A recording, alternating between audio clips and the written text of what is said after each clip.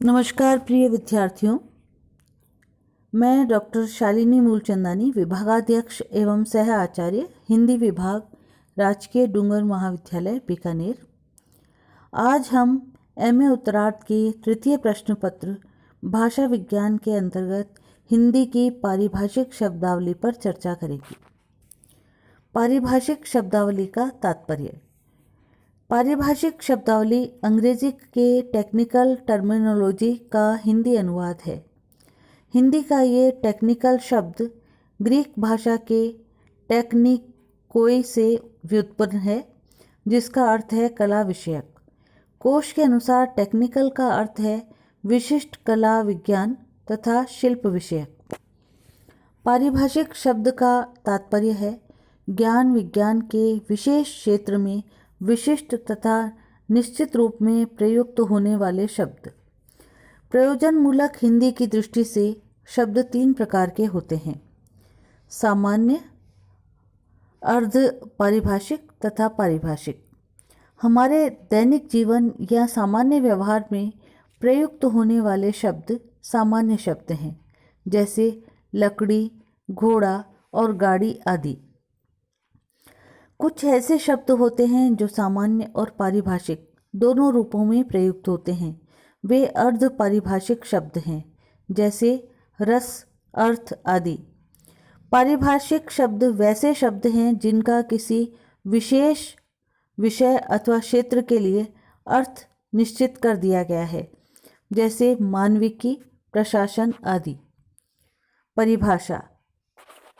Chambers technical dictionary पारिभाषिक शब्दावली विशेषज्ञों तथा तकनीशियनों के उनके अपने विशिष्ट विचारों को लिपिबद्ध करने हेतु ग्रहण, अनुकूलन और निर्माण द्वारा तैयार किए जाने वाले प्रतीक मात्र हैं।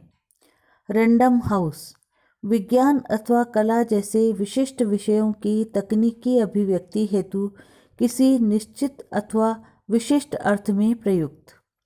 डॉक्टर रघुवीर पारिभाषिक शब्द उसको कहते हैं जिसकी परिभाषा की गई हो। पारिभाषिक शब्द का अर्थ है जिसकी सीमाएं बांध दी गई हों।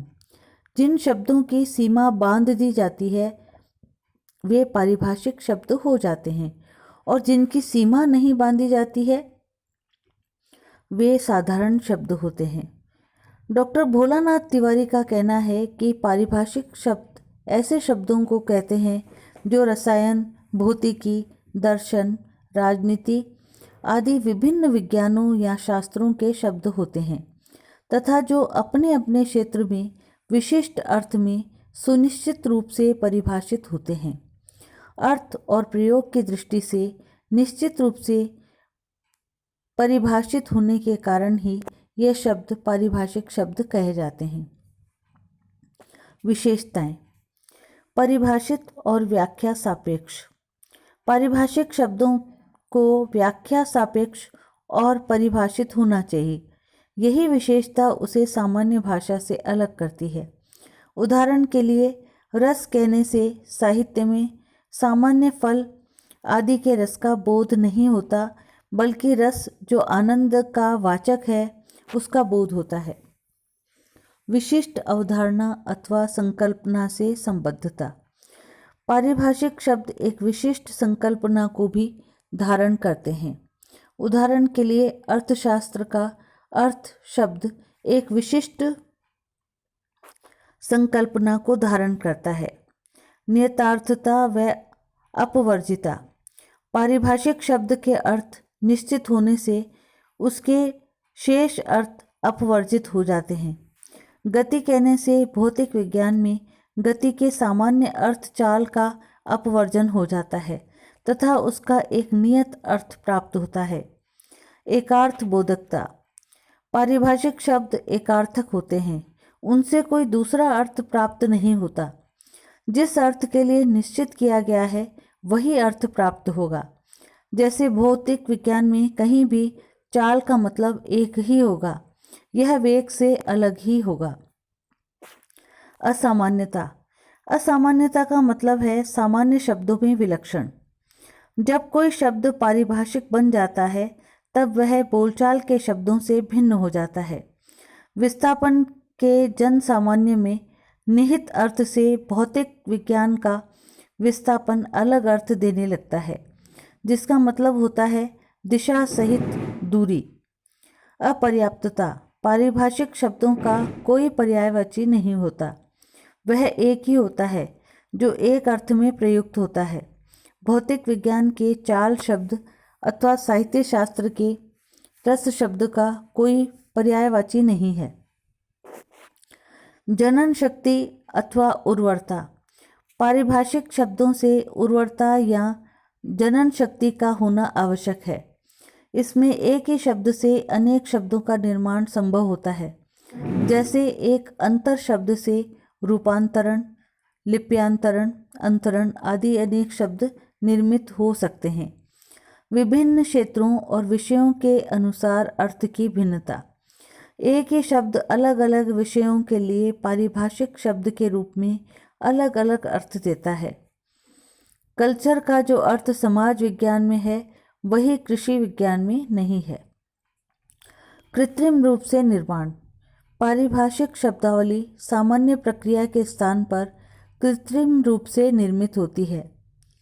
पारिभाषिक शब्दावली का महत्व विशिष्ट अभिव्यक्तियां तथा संप्रेषण हेतु अनिवार्य है। सूक्ष्म और बौद्धिक चिंतन के लिए भी पारिभाषिक शब्दावली अनिवार्य है। वैज्ञानिक और तकनीकी विकास के लिए भी इसकी अनिवार्यता है।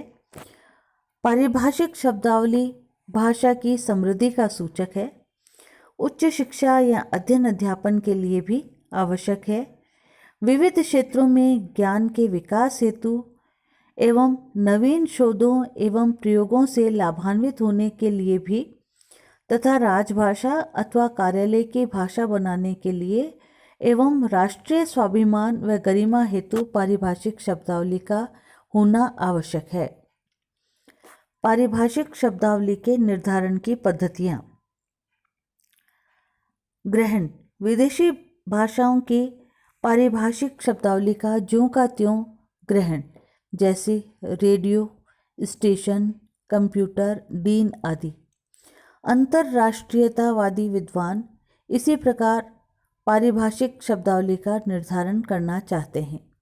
दूसरा है अनुकूलन विदेशी शब्दावली को अपनी भाषा की प्रकृति के अनुरूप परिवर्तित कर अपनी भाषा में सम्मिलित करना।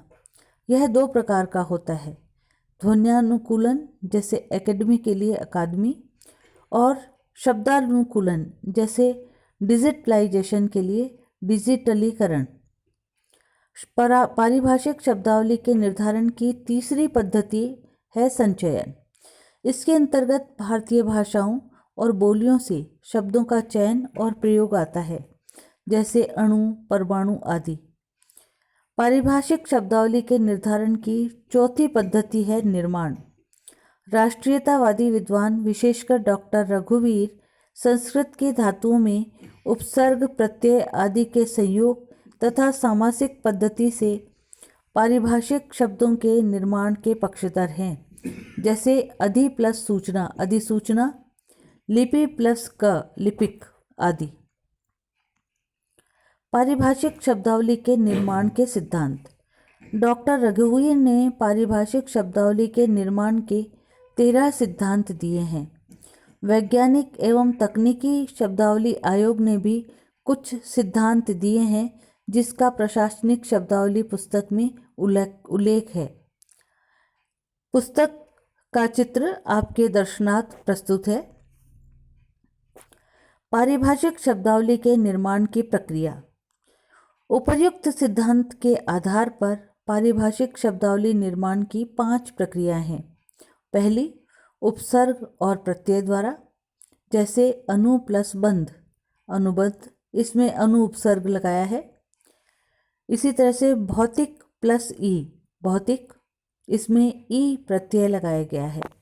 दूसरा, 2 धातुओं को संयुक्त करके, जैसे जांच, उड़ान।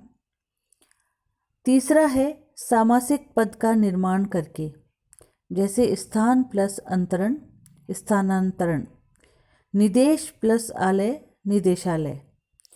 चौथा है निपात द्वारा या नाम धातु बनाकर, जैसे ओशीकरण। और पांचवा है यादृच्छिक, जैसे गांधीवाद। धन्यवाद मित्रों, मेरे चैनल को लाइक और सब्सक्राइब करना ना भूलें।